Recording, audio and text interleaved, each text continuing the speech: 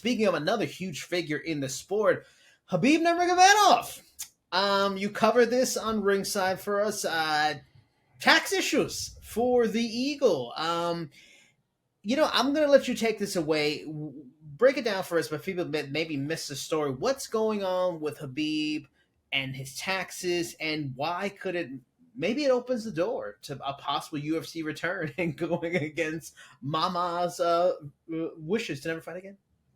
And so, just to keep a long story short, for purposes of broadcasting, the Russian federal government, they came across some information about Khabib Nurmagomedov's finances. They looked into bank accounts for several of his businesses. He started apparently a lot of businesses after retirement, beyond the Eagle FC promotion. There's some sort of charitable foundation, and I think he does like supplement endorsements, all sorts of revenue streams that Khabib was bringing in.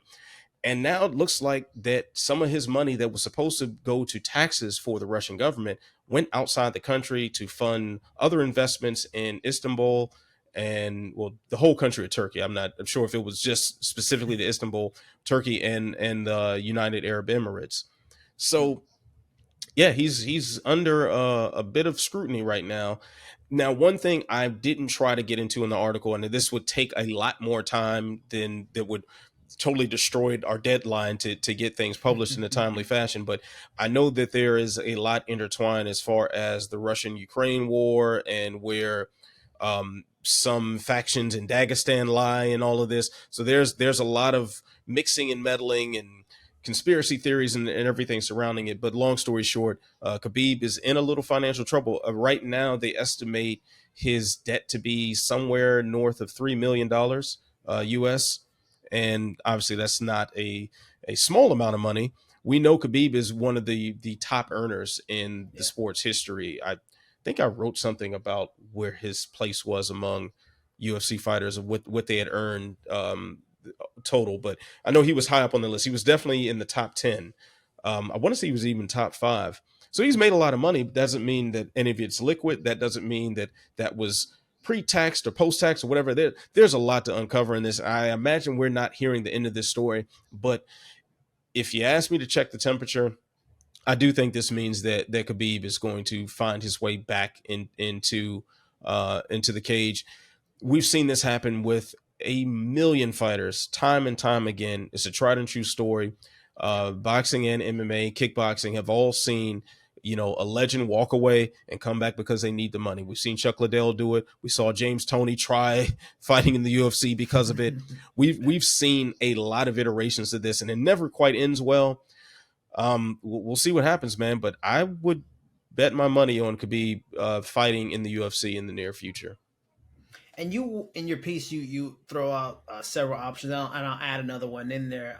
You suggested McGregor, obvious. That's for sure. Leon Edwards at welterweight, Max Holloway, especially Max's stock is so high right now. And there's always been talk of the George St. Pierre fight. That's the fight that his father wanted. It was kind of in discussions, and it didn't pan out. And George, I think, recently said that he, his health issues are behind him, and so maybe there is a possibility of that. Of those four, what is your preferred option, and then what is the one you think is most likely? I think the most likely one is Leon Edwards. If he gets past Bilal Muhammad, the UFC probably doesn't want him to still be champion. That's kind of the sense we all get. Like, he is no one now that Aljo is no longer champion. He's now the UFC's least favorite champion. So I'd imagine that would be their way of trying to get him up out of there. Most likely, but the one I'd like to see the most, none. I guess GSP, but GSP, I love where GSP is right now. Like, he's last saying that he's not intending on coming back and fighting at all. He's enjoying life as a commentator, occasional MCU appearances, and just being like this nice personality that's attached to the sport that hasn't turned into the scumbag that a lot of our fighters devolve into at some point. I just want him to stay there. I want to preserve my precious George St. Pierre in this angelic state of happy post-retirement life. So, but that would probably be the most competitive one Hmm. because he washes McGregor. Even Yeah. with the layoff, he washes McGregor, and quite honestly, he probably washes Holloway too, because that is a horrible, horrible style matchup for Max Hmm. Holloway. I think another name that might be thrown out there, I consider throwing in there was Nate Diaz. They actually have like a history of conflict with one another. I believe they got into some brawl at a World Hmm. Series of Fighting event some years back, and there was some trash talk between them. But once again, he gets washed too. So I, I don't want to see this happen. I really don't. Yeah, honestly, the one I think, um, I pretty much agree. The GSP's the fight I probably would want to see the most. I mean, but that said, I'm kind of both want to see and likely would I think would happen is the Edwards fight. I think it's Habib's attempt at what GSP did when GSP left for a while, came back for middleweight against Michael Bisping. Although Leon Edwards is far better welterweight than Bisping was at middleweight. Just the historical implications of it. Habib's looked at it, looked at it as one of the best fighters of all time, and seen by many as the best lightweight. For him to come back and beat a guy like Leon Edwards' talent in his prime, and because I think that would be the thing. Yeah, he wants the money, but he wants the challenge. McGregor, he could care less about.